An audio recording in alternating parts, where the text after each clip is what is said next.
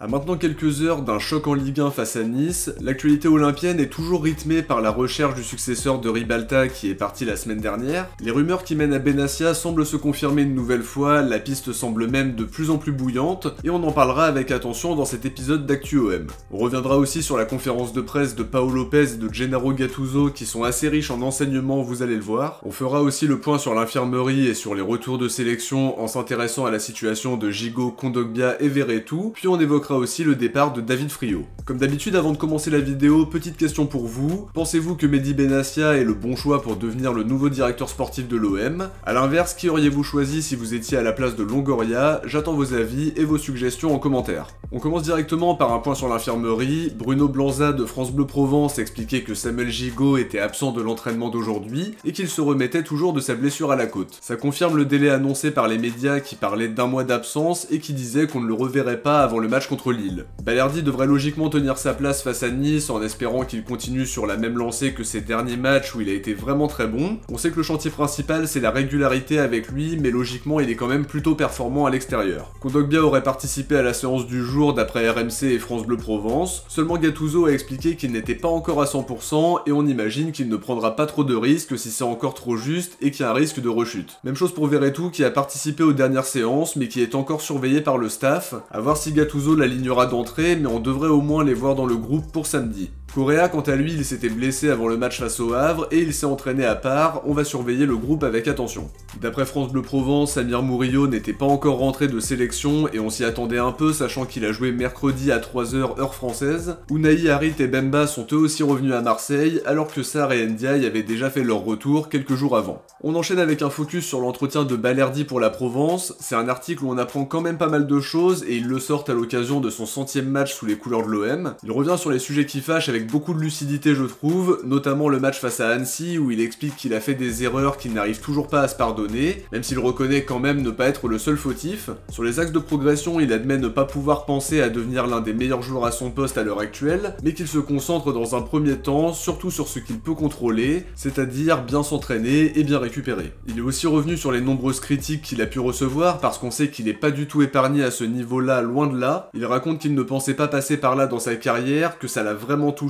mais qu'il fallait serrer les dents, aller de l'avant et travailler pour que ça n'arrive plus. C'est vraiment un super état d'esprit et j'ai l'impression que ces derniers mois l'ont vraiment blindé. Il en a aussi profité pour remercier Villas-Boas qui l'a fait venir à l'OM, Igor Tudor évidemment parce qu'il lui avait donné un rôle important dans l'équipe et qu'il avait un temps de jeu très important. Concernant Marcelino, il est beaucoup plus direct en expliquant que le coach espagnol avait voulu changer beaucoup trop de choses et que les joueurs n'avaient pas eu le temps de s'adapter. Par rapport à ses perspectives d'avenir, il espère remporter un trophée pour vivre cette communion avec les supporters qu'on attend nous depuis de longues années maintenant. Il est aussi revenu sur les 2 moments où il aurait pu quitter le club, on se rappelle bien sûr de l'épisode Bologne à l'été 2022, il confie qu'il aurait pu choisir la facilité en démarrant une nouvelle aventure ailleurs alors que ça allait pas forcément très bien à l'OM, mais qu'il a voulu rester pour laisser une bonne image de lui et surtout ne pas partir sur une mauvaise note. Sur l'intérêt de l'Ajax, il s'était déjà exprimé il y a quelques mois en disant qu'il était très honoré d'avoir été ciblé par un club comme le leur. Il confirme qu'il a clairement refusé leur approche parce qu'il jouait beaucoup sous Tudor, dans un système qui lui convenait vraiment bien et avec un coach qui lui faisait confiance quoi qu'il arrive sans jamais le laisser tomber. Je trouve que c'est vraiment un bon entretien parce qu'on apprend des choses, il se confie sans mettre de côté les sujets sensibles ou les mauvais moments et j'ai beaucoup aimé le discours combatif, l'ambition affichée de réussir à Marseille. Je pense aussi que son passage en sélection d'Argentine en juin dernier l'a gonflé à bloc. En tout cas c'est un discours très positif de sa part et on va le voir évidemment à l'œuvre dès samedi puisque l'absence de Gigot est semble-t-il confirmée. On passe rapidement au départ de David Friot. Alors j'ai été un peu surpris parce que c'était le seul dirigeant qui ne s'était pas mis en retrait pendant que Tessier, Iriondo, Ribalta et Longoria prenaient un temps de réflexion après les événements. C'est lui qui assurait le fonctionnement du club pendant cette période transitoire. En tout cas, l'équipe affirme qu'il quitte son poste de directeur sportif, apparemment dans un climat apaisé, sans forcément de tension apparente, mais on apprendra peut-être des choses dans quelques semaines. Du côté du club, on parle d'une refonte profonde du secteur sportif. Tout ça, ça rejoint aussi le départ de Ribalta qui était le directeur du football. David Friot occupait le poste de directeur sportif et sera probablement remplacé par Benassia dans les prochains jours. Foot Mercato explique qu'il devrait signer à l'OM sauf un énorme retournement de situation. Ils ajoutent que Fabio Paratici, qui était encore récemment le DS de Tottenham, avait confié à Foot Mercato qu'il ferait un excellent directeur sportif parce qu'il a toutes les qualités pour. L'équipe confirme sa future arrivée en ajoutant que Longoria est certain qu'il a le potentiel pour être un bon DS et qu'il avait déjà un regard pointu quand quand il jouait à la Juventus par rapport à toutes ces questions-là. Ça confirme ce que j'évoquais dans le dernier épisode, il a connu de grands clubs dont il a pu voir le fonctionnement de l'intérieur, et c'est toujours très important d'avoir cette expérience en plus d'un vécu de joueur de très haut niveau. Il connaît bien la ville, il a été formé au club, il a apparemment un très bon carnet d'adresses, et personnellement je pense que ça peut être un choix judicieux, mais on pourra en voir les résultats que dans quelques mois.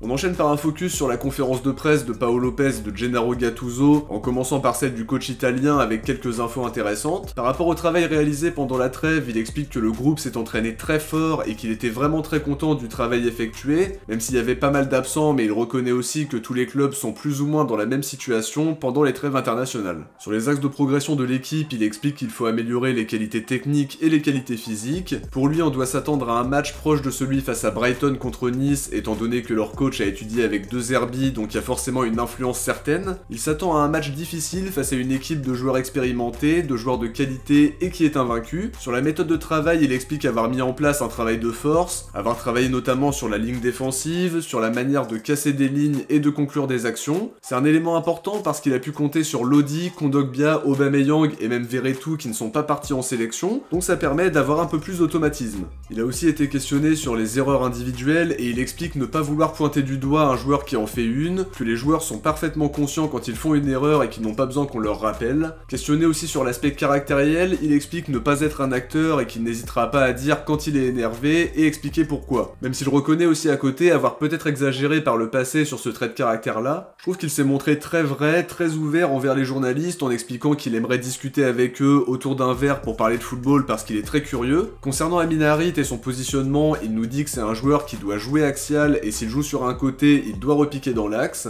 Il aime beaucoup sa vision de jeu et ses contrôles, même s'il reconnaît qu'il a encore une marge de progression, notamment dans l'aspect physique. On passe à la conférence de presse de Paolo Lopez qui a aussi été riche en enseignements. Déjà sur l'aspect collectif, il confirme que le groupe ne s'est pas reposé pendant la trêve mais qu'ils ont beaucoup travaillé en mettant de l'intensité. Il estime que l'équipe a progressé et que les internationaux trouveront une équipe différente à leur retour. Il est aussi revenu sur les événements du mois de septembre en étant assez philosophe. Il raconte voir les choses de manière positive. Il estime que Gattuso a toujours les mots justes pour l'équipe, qu'il amène une bonne ambiance et qu'il a confiance en lui et son staff pour mener l'équipe vers une saison réussie. Il est en tout cas vraiment optimiste pour le groupe et a été très surpris par ce qu'apporte Gattuso et le style de jeu qu'il veut mettre en place. Ça lui rappelle aussi un peu la période Tudor avec un gardien qui est très impliqué, qui joue beaucoup au pied. Sur ses difficultés de début de saison, maintenant, il ne se cache pas et reconnaît qu'il y a du bon et aussi du beaucoup moins bon. Il explique que dans un club comme le nôtre, il faut être capable d'admettre quand on joue mal, et il reconnaît sans difficulté qu'il n'a pas été assez performant, même s'il considère quand même qu'il est sur la bonne voie en étant meilleur depuis quelques matchs. Il confie que le mois d'août a été très compliqué pour lui, individuellement et mentalement, qu'il avait demandé au club d'avoir un peu plus de temps pour lui, qu'il voulait partager ça avec les gens qui étaient présents dans la salle de presse, mais qu'il s'exprimerait là-dessus en fin de saison pour ne pas déstabiliser les choses. C'est une déclaration un peu inquiétante, sachant qu'il a joué tous les matchs depuis le début de saison, en dehors de la séance de tir au but où Blanco le remplace. Si c'était compliqué mentalement, il y avait la possibilité de mettre Ruben Blanco, mais l'idée du staff c'était peut-être d'éviter d'empirer son aspect mental en le mettant sur le banc. Il considérait peut-être ça comme contre-productif. En tout cas, je suis d'accord avec ce qu'il dit, il est meilleur depuis quelques matchs et j'aime quand quelqu'un fait preuve de lucidité et reconnaît que les performances sont en deçà de ce qu'il peut faire. On espère maintenant que ça va fonctionner avec lui sur la durée, en tout cas on est évidemment derrière lui. Il y a un élément positif aussi, c'est que l'aspect défensif a été consolidé en globalité, donc il sera logiquement moins sollicité si tout ce qui a été mis en place fonctionne. Par rapport à son avenir, il nous dit qu'il n'est plus le même qu'au moment de son arrivée, qu'il a été respecté par les coéquipiers et par les coachs qu'il a connus depuis qu'il est là. Il ne sait pas vraiment si c'est sa dernière saison à Marseille ou s'il restera. Je pense que toutes les portes sont plus ou moins ouvertes. De toute façon, c'est pas vraiment le moment d'aborder ce sujet-là avec les échéances qui nous attendent sur les prochaines semaines et sur les prochains mois.